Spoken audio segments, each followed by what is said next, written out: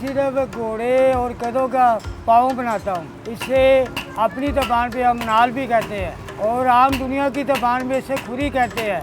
ये गधों और घोड़ों के पाँव के नीचे लगते हैं। हम सिर्फ इसे तैयार करते हैं, तैयार करके बाज़ार में सेल करते हैं।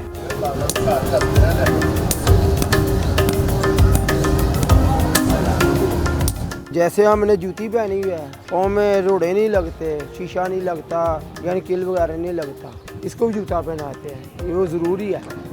पाँव में शीशा और रोड़ा, कैंकर और किल वगैरह भी लग जाते हैं, लेकिन इसमें वो रबड़ लगती है, वो खुरी लगती है, वो किल वगैरह नहीं लगते, पाँव महफूज रहते हैं।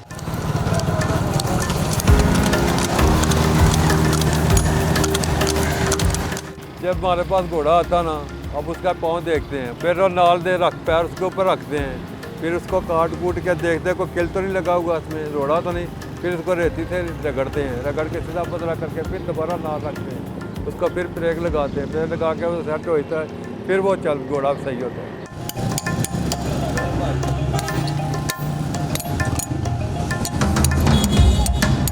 आगे पिछले पाँव में फ़र्क होता है। ये पिछले पाँव का क्लिप है, ये अब जो आगे लगेगा वो सादा होगा, इसका क्लिप है, ये क्लिप नहीं होगा।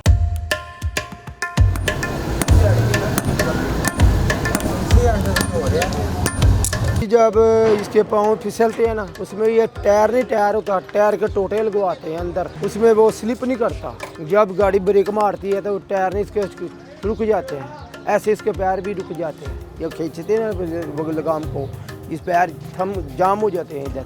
अगर आपने लोड लदा हुआ है इसके ऊपर तो नीचे लथाई पे जा रहा है, एकदम आप खींचेंगे तो ये गिरेगा नहीं, स्लिप नहीं होगा सड़क के ऊपर।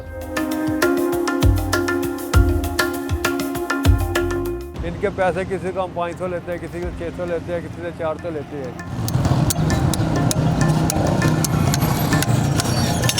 सर्दी में ये पाँव कम ख़राब होता है, गर्मी में ज़्यादा होता है, क्योंकि इसको जब जानवर चलता है ना ज़मीन के ऊपर, सड़क के ऊपर, क्योंकि सड़क गर्म होती है, ये लोहा ख़त्म होता है, आहिस्ता आहिस्ता फूट जाता है। ये काम करने वाले, जैसे कि मैं ये काम करता हूँ, मैं मजबूरी के तहत करता हूँ, तो मेरे पास कुछ नहीं है, थोड़ा पोता लाया, 5-10 किलो लाया, बना लिया, फिर ये काम करने वाले बहुत कम पड़ गए हैं।